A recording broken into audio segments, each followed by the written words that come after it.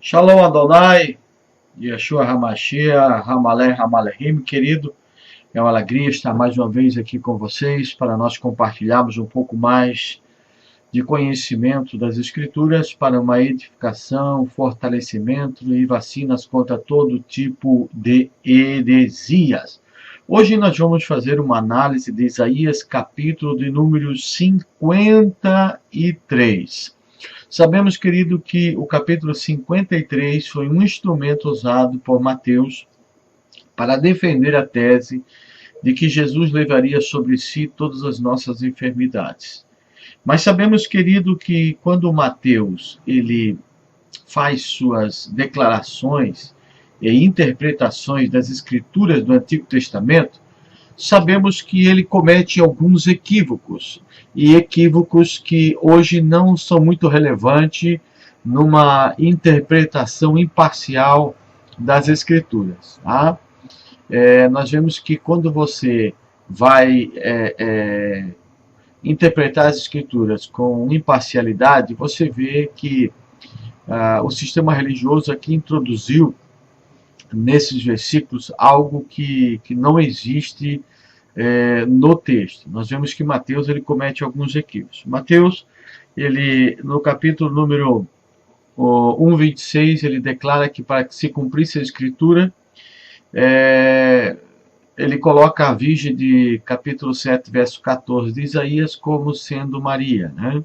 E que Jesus nasceu de uma virgem, completamente fora, desconectado, desprendido do contexto que fala sobre Acás, numa iminente guerra com a união de Israel, né, povo da capital do norte, né, Samaria, que se uniria com a Síria.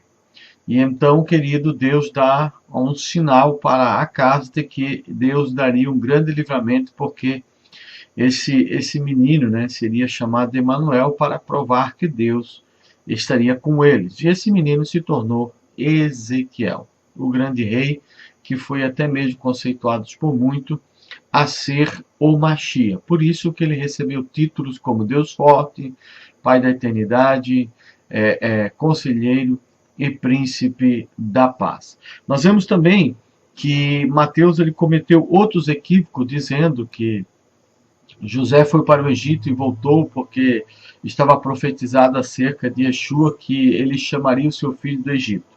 Aí você vai para a profecia que está em Oséias capítulo 11, você vai ver que é um equívoco tão grande, porque quem foi chamado do Egito não foi Jesus, mas foi o povo de Israel. Israel, meu filho, eu chamei-te do Egito. Outro equívoco de Mateus, que ele disse que para se cumprir as escrituras, Jesus iria entrar, querido, em Mateus 21, do versículo 4 ao 7, ele ia entrar em Jerusalém montado em 2 jumentinhos. Como isso ia acontecer, eu não sei, mas são equívocos, né, que levam nós a crermos que a forçação, querido, para que viesse convencer os judeus de que Jesus era o Messias, e não precisa, porque Jesus é Jesus por si só, e se realmente Jesus enfatizasse a profecia de Isaías 53 para ele, por que ele não reivindicou essa profecia em seu ministério? Ele nunca deu um sermão sobre isso, nunca ensinou sobre isso, como nunca ensinou também sobre o seu nascimento virginal, e também que nunca ele iria entrar montado em 2 jumentinhos, né, que é uma loucura, né, uma loucura aí do nosso evangelista Mateus. Também Mateus ele profetiza que Jesus habitaria em Nazaré, para que se cumprisse as Escrituras, segundo está escrito no capítulo 2, verso 23, querido, de São Mateus. E nós vamos procurar, e até hoje eu não achei uma profecia, querido, que relate que Jesus, ele nasceu, querido, em Nazaré para ser chamado Nazareno, ou viria morar em Nazaré para ser chamado de Nazareno.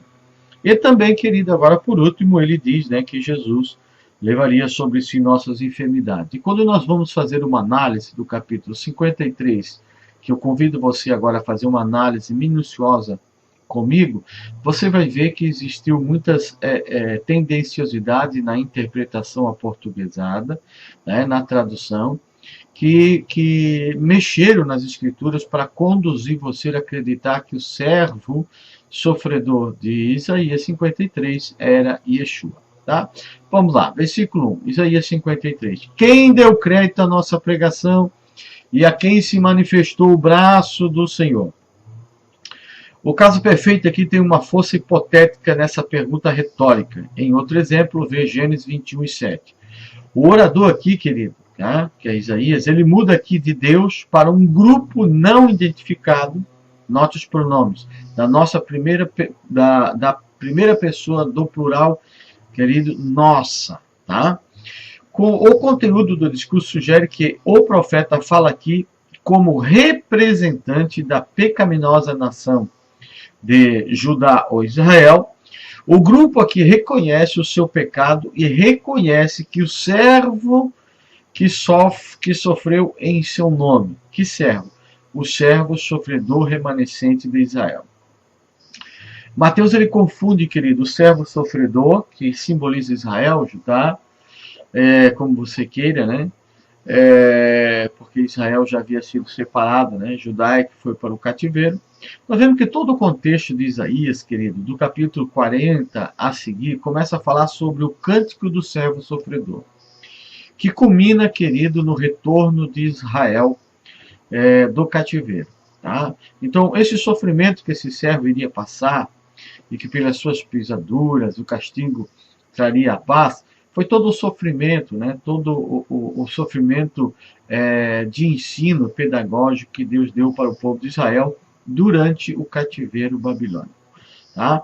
Enquanto todos que foram para o cativeiro, nem todos, queridos, eram injustos, todos pecaminosos, mas existia um grupo de pessoas, que hoje esse é o servo sofredor, que sofreu junto com aqueles que eram injustos, sofreu por causa dos injustos.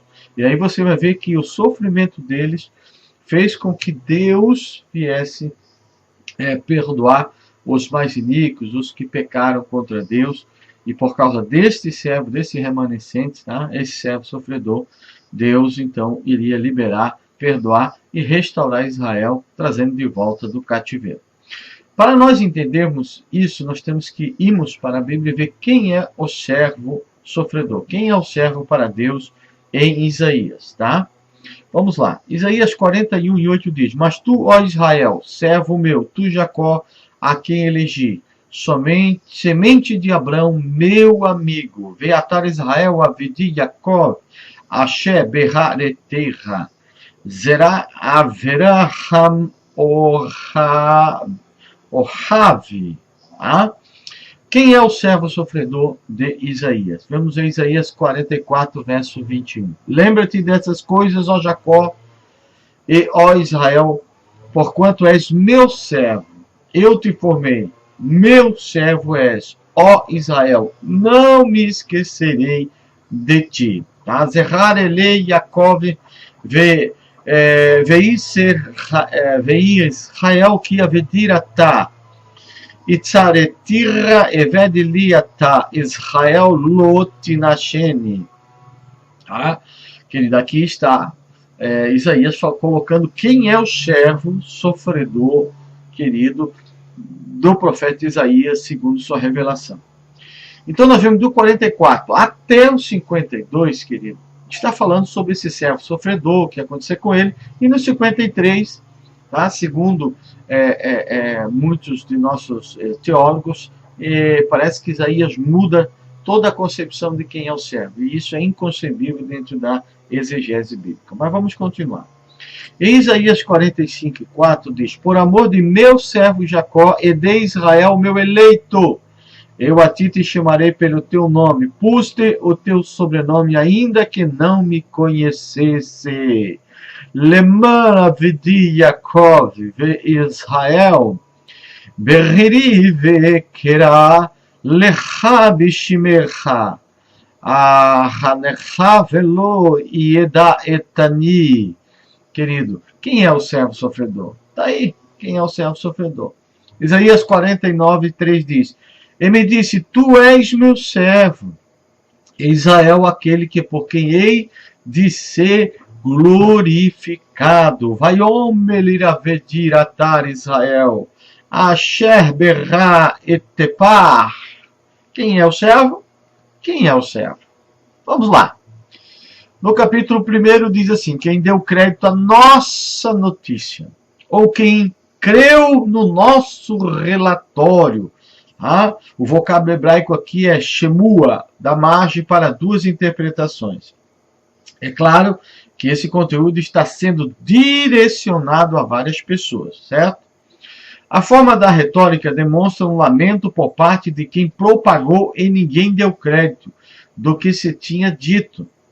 Mas isso não parece ser o ponto nesse contexto. Aqui o discurso do grupo não se lança no papel de um pregador ou evangelista. Não.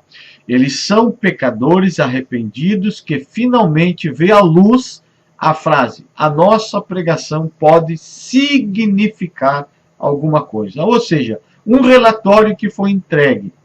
2. Um relatório que foi entregue a nós. Este último se encaixa melhor aqui, onde o relatório é mais naturalmente tomado como um anúncio de que acaba de ser feito em Isaías 52, do versículo 13 ao versículo de número 15. Tá bom, querido? Isaías 52, 13 ao 15 ainda diz, o braço do Senhor. O braço do Senhor, querido, aqui é uma metáfora de poder militar, que retrata o Senhor como um guerreiro, que descobre seu braço, pega sua arma e esmaga seus inimigos e traz salvação. Segundo Isaías 51, 9 a 10, Isaías 63, versículo 5, versículo 6. Mas Israel não tinha visto o poder militar do Senhor no trabalho do servo. Que servo? O servo sofredor remanescente de Israel. Agora, nós como cristãos precisamos fazer algumas perguntas, certo? Para nós. Se esse texto diz respeito a Jesus, como entender Deus salvar Jesus se ele era o próprio Salvador? Quando diz o braço do Senhor, está dizendo que vinha em salvação. Então, como que Deus iria salvar Jesus se Jesus é o próprio Salvador? Aqui já começam a entrar as contradições de interpretações. Tá bom, querido? Vamos lá. Versículo 2. Porque ele foi subindo como renovo perante ele, e como raiz de uma terra seca. Não tinha parecer, nem formosura, e olhando nós para ele, nenhuma beleza víamos, para que o desejássemos. Essa expressão, subindo como renovo, o correto é crescendo como criança, crescendo como um adolescente, e não renovo. Pois essa é a ideia do vocábulo hebraico alar, crescer, subir, e ionek, criança, adolescente, amamentação.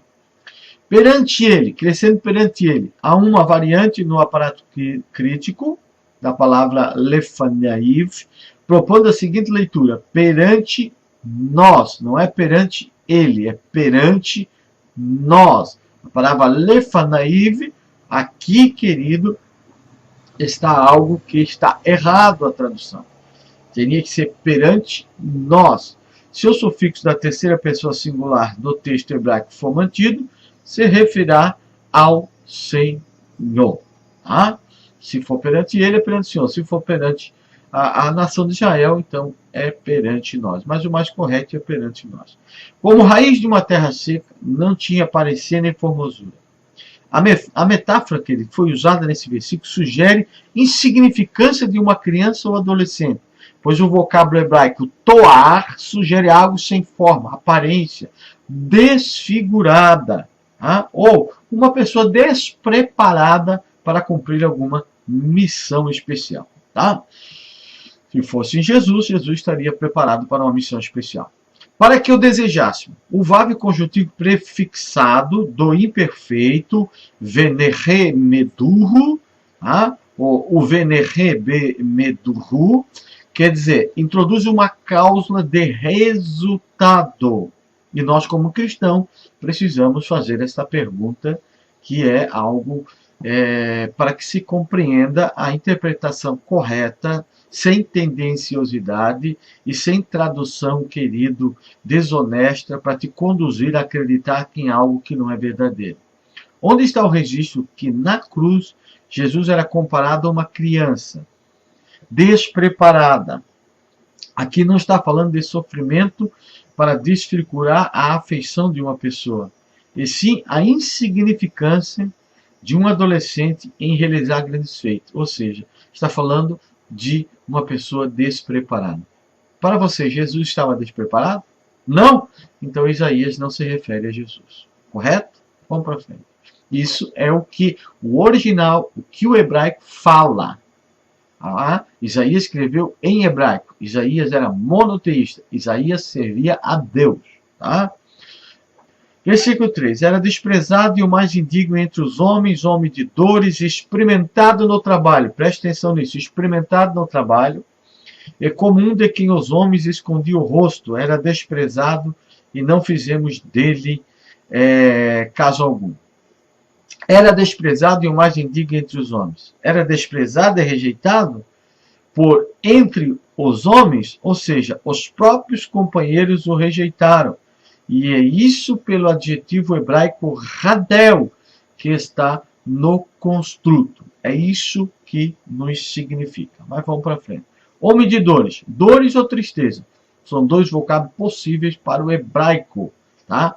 Maheov. Agora, a expressão experimentado nos trabalhos. O vocábulo hebraico relata conhecedor de doença. Vidua roli. Aqui não é experimentado no trabalho, é conhecedor de doenças. Vidua roli. Tá? Preste bem atenção, querido. Tá? Aqui o texto está falando sobre doença, tá? E não experimentado no trabalho. Nesse mesmo texto, no versículo número 10, nós vamos ver a mesma palavra roli, a mesma raiz da palavra, sendo traduzido como doenças. Só que aqui é traduzida, experimentado no trabalho, para quê? Para que você não consiga interpretar corretamente de que o servo sofredor aqui não é Yeshua, mas sim, querido, o povo de Israel. Era desprezado e não fizemos dele caso algum. Tá? O servo é comparado a uma pessoa gravemente doente, que é evitada pelos outros por causa de sua doença horrível. Onde Jesus, querido, alguma vez foi evitado por estar doente, por estar enfermo, por não poder curar a si mesmo, viver com doenças? É isso que o texto aqui está dizendo na íntegra, querido. Como que nós não vamos acreditar no que diz o texto para acreditar em inserções e interpretações? Eu fico admirado como a Sociedade Bíblica do Brasil continua sendo compactuar com traduções desse tipo. Como que pode, querido, tentar enganar as pessoas de tanta forma? Parece que Jesus precisa disso. Jesus é Jesus por Jesus.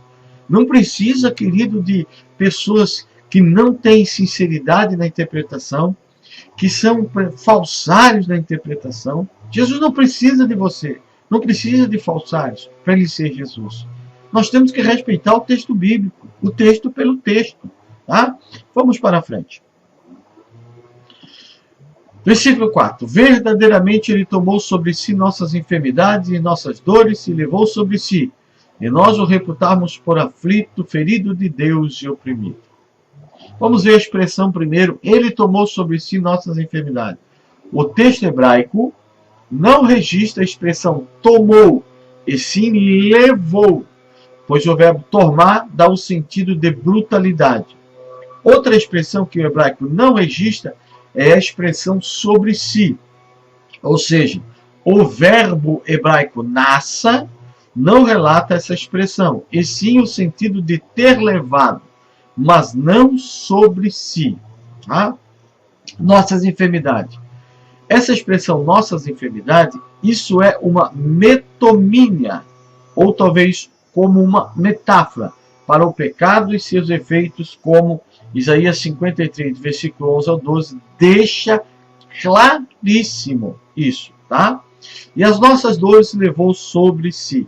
A expressão correta no hebraico é e de nossas dores ele suportou, e não que ele levou, pois os verbos dores está no construto em hebraico. O Mareoveino. Tá? O Mareoveino.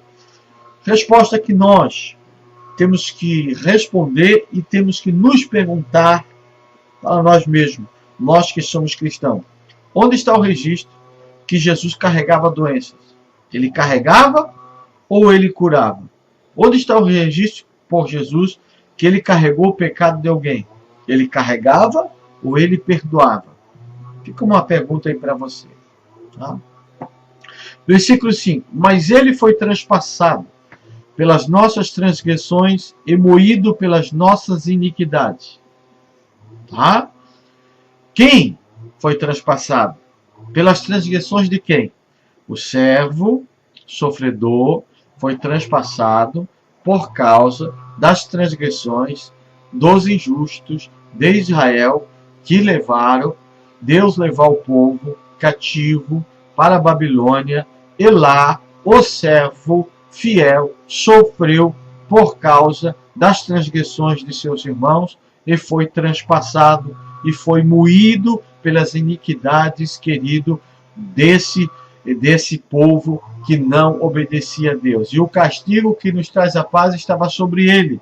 Ou seja, o castigo, querido, que trouxe a paz para os infiéis, que levou Deus perdoar e trazê-los de volta do cativeiro, estava sobre esse servo fiel, o povo de Israel. E pelas suas pisaduras foram sarados. Ah? Então, o povo iníquo, o povo desobediente, o povo rebelde, por causa do servo fiel, levou Deus a perdoar, querido, essas infidelidades que fez com que o povo de Israel o servo fiel fosse moído, fosse transpassado, tá? Fosse pisado lá no cativeiro, sem eles merecerem. Eles não mereciam, mas sofreram. E o sofrimento deles moveu o coração de Deus para que os tirasse de lá e trouxesse restauração para Israel. Esse é o contexto. Fugir disso é assassinato exegético. O castigo que nos traz a paz, tá? Estava sobre ele. O vocábulo paz, shalom, aqui é um construto de resultado, ou seja, a punição que resultou em nossa paz. Quem? A punição de quem? Do servo sofredor, a qual produziu o perdão para o povo de Israel. E pelas suas pisaduras fomos sarados. Continuando a utilizar a imagem da doença física, o grupo reconhece que a disposição do servo para realizar suas doenças, tá? Versículos 53 e 4, resultou a cura. A cura é uma metáfora para o perdão aqui conseguido por Deus e trazendo-lhes de volta do seu cativeiro. Pergunta que eu, cristão, preciso fazer. Qual a paz que existiu na crucificação de Jesus? Se o que houve foi perseguição e até mesmo a morte de Estevão, a espada, a apedrejada, né? Não a espada. A espada foi Tiago, né? A morte de Estevão. Do que as pessoas foram curadas? Se Jesus disse que ele não veio trazer a paz, ele veio trazer a guerra, veio trazer a luta onde pai se levantaria contra filho, filho contra pai. Não foi isso que aconteceu? Até hoje. Onde está a paz do mundo? Onde que está? Pastor, é lá no futuro. Não.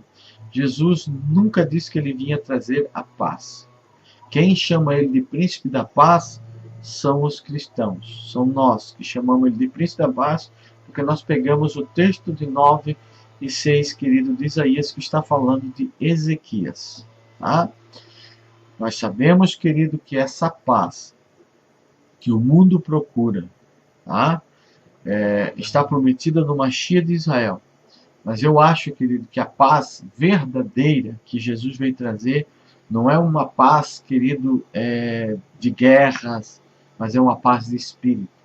Porque Jesus é o nosso Mashiach, é o nosso rei, que é o rei de almas, num reino espiritual, num reino que não veio a esta terra com visível aparência, mas é um reino que já foi estabelecido por ele, quando se cumpriu no ano 70 as suas profecias de que o reino seria estabelecido no período, querido, da sua morte, até a destruição do templo, segundo nos revela Mateus capítulo de número 24. Ah, vamos para frente. Versículo 6.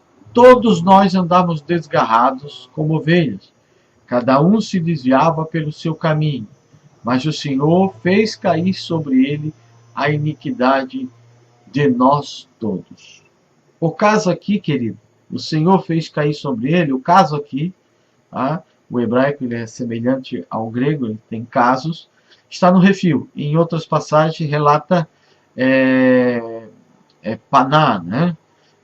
Deixa eu ver aqui, paná, com meios para interceder verbalmente, segundo Jeremias 5, 15 11, Jeremias 36, 25, ou para intervir militarmente, Isaías 59, 16. Aparentemente, o refil é o causador do significado do caso calo também. Encontrar, conhecer, tocar. O calo, às vezes, refere-se a um encontro hostil ou ataque. Quando usado desta forma, o objeto é normalmente introduzido pela preposição B, segundo Josué 2,16, Juízes 8,21, Juízes 15,12, etc. Aqui o refil causador tem um duplo objetivo. O Senhor faz que o pecado ataque, né? Ataque ele. Note que o objeto atacado é introduzido pela preposição B. Em seu pecado, o grupo era como ovelhas que desviaram do caminho de Deus. E eles eram vulneráveis a ataques. A culpa de seu pecado estava pronto para atacar e destruí-los. Mas então o servo entrou e levou toda a força do ataque. Que servo? O servo sofredor, remanescente justo de Israel. Pergunta que eu, cristão, precisamos fazer e que precisamos responder. Onde está nos evangelhos que as pessoas andavam errantes pelos seus caminhos? Se a iniquidade de todos estava sobre ele, então de que exigir de quem alguma coisa? Se toda a iniquidade está sobre Jesus, por que exigir alguma coisa de alguém hoje? Por que exigir alguma coisa? Como dos fariseus, uma vez que ele iria fazer tudo e por todos. Fica essa pergunta. Versículo 7. Ele foi oprimido, humilhado, mas não abriu a boca. Como um cordeiro foi levado ao matadouro, e como a ovelha muda perante os seus tosqueadores, ele não abriu a boca. Esse versículo enfatiza, querido, a submissão silenciosa do servo. A comparação com uma ovelha não sugere necessariamente uma metáfora sacrificial. Ovelhas foram abatidas para alimentar, bem como para rituais de sacrifício. Vem na palavra tevar, para o matadouro. Não precisa servir matança sacrificial. Segundo Gênesis 43, 16, Provérbios 7, 22, Provérbios capítulo 9, Jeremias 50, 27. E precisamos notar também o uso do verbo relacionado em Êxodo 21, 37, Deuteronômio 28, 31 e 1 Samuel 25 e 11. O que nós precisamos entender? Em qual sentido Jesus não abriu sua boca? Essa figura de linguagem tem como aplicar a Jesus, uma vez que ele cumpre e se comparou a pastor e não ovelha? Mateus 26, 31 diz, então Jesus disse, todos vós esta noite vos escandalizeis em mim, porque está escrito, ferirei o pastor, e as ovelhas do rebanho se dispersarão. E tem mais, ele falou que o bom pastor daria a sua vida pelas ovelhas. Ou seja, aqui, querido, essas ovelhas são o remanescente justo de Israel. Por quê? Porque Jesus nunca se comparou a ovelha. Jesus sempre se comparou a quem? A pastor. Jesus em nenhum momento se acionou e ele disse, eu sou ovelha e vocês são ovelha também. Não. Ele disse, eu sou o pastor, vocês são as ovelhas. Tá? Isso é para nós começarmos a compactarmos todos esses argumentos para chegarmos a um parecer, para chegarmos a uma concepção das verdades de Isaías 53. Versículo 8. Da opressão e do juízo foi tirado, e quem contará o tempo da sua vida? Porquanto foi cortado da terra dos viventes, e pela transgressão do meu povo foi ele atingido. Aqui no hebraico não está ele foi atingido. Aí, querida, que entra a mudança de um sentido plural para singular, para condicionar você a acreditar que aqui está falando de Yeshua. Tá? Quando nós olhamos para essa palavra aqui, ó, foi por ele atingido, não. Por eles atingido, não ele. Tá? Mas eu vou provar isso para vocês mais para frente. Da opressão e do juízo. A presente tradução assume aqui o min. Tá? Aqui tem um sentido instrumental. Por, através de. E compreende, querido, a palavra otser omi mishpat, tá? Que é uma correção e decisão judicial. Como uma endíade, que significa decisão judicial coercitiva, assim como num julgamento injusto. Tá? Outras opções interpretativas incluem sem para esse sentido de mim. Tá? Obstáculos e processo social adequado, ou seja, de forma injusta e sem ninguém para defendê-lo. Ou seja, que o que acontecia com esse servo, aqui está dizendo que o que aconteceu com esse servo fiel, justo, remanescente de Israel, foi uma coisa aparentemente injusta, né? Por quê? Porque ele recebeu algo sem merecer. Tá? Mas Deus assim o fez, permitiu, porque através dele isso trouxe a remissão e o perdão e a salvação de Israel do cativeiro, querido Babilônia. Tá? Isaías 53:8, querido, tá? Na revista Almeida e Corrigida, diz: da opressão de juízo foi tirado, e quem contará o tempo da sua vida, porquanto foi cortado da terra dos viventes, e pelas transgressões do meu povo foi ele atingido. Tá? Em hebraico diz: Meotzer וממשפט לוקח ואת דורומי יסוחר כי נגזך מארץ חיים מפשע עמי נגלמו. Essa palavra lamo quer dizer eles e não ele. O meu povo foi atingido, né? Pela transgressão do meu povo foi eles atingidos, e não ele. Por que mudar para o singular? Para te conduzir a crer que aqui não está falando de um coletivo de pessoas justas, remanescente de Israel, que foram sempre considerados por Deus como servo sofredor. É só isso. Querido, essas interpolações, essas inserções, essas adulterações que a Bíblia faz, querido, essa Bíblia traduzida no português e no latim, querido, só me levam a acreditar uma coisa, que houve muita, mas muita leviandade dos tradutores para conseguirem, querido, adaptarem a Bíblia às suas crenças, às suas concepções religiosas. E isso hoje, com a ajuda do original hebraico, com o despertamento de muitas pessoas na igreja para estudar o hebraico, para estudar o grego, para ir na língua original, para aprender o que realmente está sendo dito, querido, todos esses falsos interpretadores da Bíblia vão cair por terra. Todas essas interpretações vão ser aniquiladas, vão ser todas elas consertadas, vai ser passado uma limpa, Deus vai passar uma limpa, vai fazer uma limpeza nessas interpretações que levam você a crer, querido, em coisas que não estão na Bíblia. Você quer ver a prova? Está aí, ó. Dicionário, querido, do hebraico. O que significa a palavra lamo? Eles. E a palavra lemo, para. Lemo, para, lamo. Ali está lamo, é para eles. Ou seja, a tradução correta, eles foram atingidos. Tá? Aqui a prova. Tá bom? É só você procurar. Em quem contará o tempo da sua vida? A expressão correta e sua geração que considera. Alguns entendem sua geração como uma referência para os descendentes. Nesse caso, a questão poderia sugerir que ele não terá nenhuma. No entanto, et pode ser tomado para especificar um assunto novo. Tá? É uma preposição que é colocada para se iniciar um assunto novo. Se sua geração se vencer a geração contemporânea do servo sofredor de Israel, pode-se então traduzir: quanto à sua geração contemporânea, quem tomou o caso? O ponto seria que alguns estavam preocupados com o tratamento duro que ele recebeu. Ou seja, tinha alguns ainda preocupados com o tratamento duro que esse servo justo recebeu quando foram para o cativeiro. Tá? porquanto foi cortado da terra dos viventes. A expressão hebraica diz que ele foi excluído da terra dos viventes. Isso é uma expressão para a esfera onde as pessoas vivem em contraste com o reino subterrâneo dos mortos, o Sheol.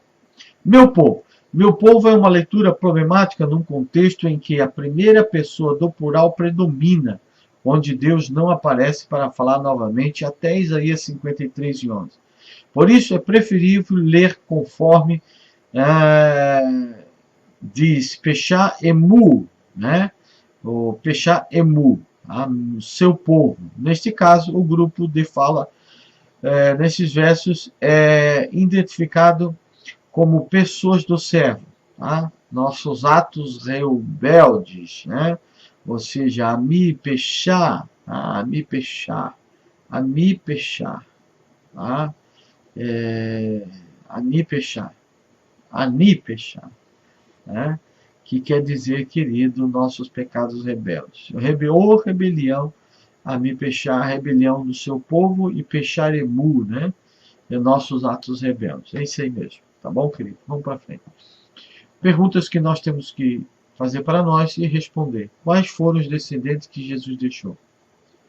Se ele foi escolhido da terra dos viventes, como ele voou para os mesmos. Aqui o termo hebraico está no plural, tratando da morte coletiva do servo sofredor de Israel. E também fala dos descendentes de Jesus.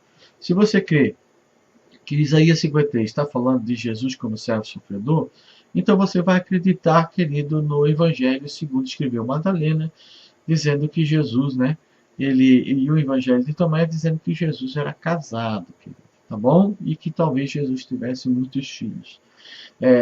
Então, quando você for fazer uma interpretação de Isaías, você seja minucioso, senão você estará dando um tiro no seu próprio pé, tá bom? E diz assim: e puseram na sua sepultura com os ímpios, e com o rico na sua morte, porquanto nunca fez injustiça, nem houve engano na sua boca. Olha a tendenciosidade. Querido, não existe no hebraico a palavra nunca fez injustiça. Não existe isso no hebraico. Por quê? Por que eles traduziram assim? Porque você pode dizer, não, Israel não pode ser o servo sofredor, porque Israel cometeu erro, cara, Israel foi injusto, Israel fez coisa errada. Mas ali diz que nunca fez, e nunca fez injustiça foi Jesus. Tá vendo, querido, a tendenciosidade? Tá vendo, querido, a maldade? Tá vendo a covardia, a injustiça tradutora que traduziu, querido, tendenciosamente esse texto? Tá? Nem houve engano na sua boca. Tá? O que está dizendo aqui? Esse texto só está querendo dizer uma coisa. Tá? Que é injusto ele ser sepultado com os ímpios. É isso que quer dizer. Portanto, nunca fez justiça. Quer dizer assim, que ele era justo, que ele era correto, que não era correto ele ter sido sepultado com os ímpios, tá? Porque ele era justo. Não justo em perfeição, como Cristo, que em tudo foi tentado e nada pecou. Tá? Na sua morte, o hebraico não relata singular, mas plural, tendo o seguinte significado: e puseram a sua sepultura com os ímpios e com o rico em suas mortes, aplicado tanto a criminoso quanto a rico. Tá? A palavra, querido, et hashaim kivero et ashir bemotaiv, tá? É o que nos faz entender, compreender dessa forma. Pergunta que nós devemos fazer e devemos responder: onde está o registro que sua sepultura foi colocada com os ímpios e ricos em suas mortes? Onde está o registro da morte de um rico? Você não vai encontrar. Todavia, o versículo 10 diz: todavia o Senhor agradou Moê-lo, fazendo enfermar, quando a sua alma se puser por expiação do pecado, verá a sua posteridade, prolongará os dias, e o bom prazer do Senhor prosperará na sua mão.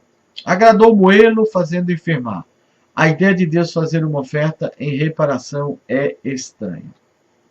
Quando eu disse para você lá no versículo 3, que a palavra roli lá, né, que ele era experimentado no trabalho, para você ver a tendenciosidade e a falta de honestidade na tradução, que lá eles traduziram que ele era conhecido pelo trabalho, né? Experimentado no trabalho. Aí lá a palavra é roli. Aqui, roli é a mesma palavra nesse versículo, número 10, querido, só que aqui é traduzido como enfermidade, como doença. E é Gadol Moelo fazendo adoecer, fazendo reli, que vem do radical roli, a mesma palavra. Ou seja, no mesmo capítulo, nos mesmos versículos, no mesmo contexto, duas palavras traduzidas diferentes para te iludir, te enganar, meu filho. Acorda um pouquinho aí, tá bom? Você que ainda teimosamente está vendo esse vídeo e ainda tem dúvida de que o servo sofredor aqui não é Yeshua. Tá bom, querido? Vamos continuar. Quando sua alma se puser por expiação do pecado, a oferta parece ser algo que o servo faz depois do seu sofrimento. Tá? Isso relata uma oferta de reparação como parte do ritual para alcançar a limpeza cerimonial. Ou seja, esse servo, depois de voltar do cativeiro, depois de ser tirado do seu sofrimento, ele vai apresentar uma oferta para Deus. Tá? Levítico 14. O servo foi retratado no início como um quadro grave. A doença é uma metáfora para os efeitos do pecado do povo, que separou eles de Deus, levou eles para o cativeiro, e agora, através, querido, desse servo fiel justo ter levado todas as enfermidades, ter sido pisado, Deus os traz de volta. No entanto, se vê que a separação não é definitiva. A reparação é feita e ele voltará a experimentar o favor do Senhor, que foi o que aconteceu com o retorno da Babilônia. Prolongará os dias, e o bom prazer do Senhor prosperará na sua mão. Esse versículo enfatiza a restauração do servo, sofredor que é Israel, ao favor divino, tendo numerosos descendentes e também viver uma vida longa e sinais de bênção, como sinais de bênção divina. Segundo está escrito em Jó 42, versículo 13 ao 16. Perguntas que eu, cristão, preciso fazer e eu preciso responder. Onde está o registro que Deus fez Jesus ficar doente? Aonde está? Aonde está o registro que Deus fez Jesus ficar doente? Que Deus tocou em Jesus, colocou uma enfermidade para fazer ele ficar doente. É o que o texto está dizendo. Onde está a descendência de Jesus após sua crucificação? Onde está? Onde está? Onde está a descendência de Jesus? A espermatos, a Zerá. Onde está? Não está. Não está. Onde está o registro que Jesus fez um sacrifício em prol do seu pecado perdoado? Porque aqui está dizendo que esse servo, ele sairia seria restaurado pelo Senhor e depois ele apresentaria, querido, uma oferta pelo seu pecado. Aonde que Jesus fez oferta pelo seu pecado? Se nós cristãos cremos que Jesus em tudo foi tentado e nada pecou. São essas coisas, querido, que quem traduz de maneira falsa, querido, a Escritura, não explica. Tá? Eu vou ter que parar por aqui, querido. Tem um camarada aqui roçando aqui, está fazendo uma barulheira. Mas ele deu uma paradinha, eu vou continuar, tá? O trabalho da sua alma ele verá e ficará satisfeito com o seu conhecimento. Meu servo, o justo, justificará muitos, porque a iniquidade deles levará sobre si. Quem levará a iniquidade deles? O servo sofredor, o remanescente justo do povo de Judá, ou Israel como queira. Tá?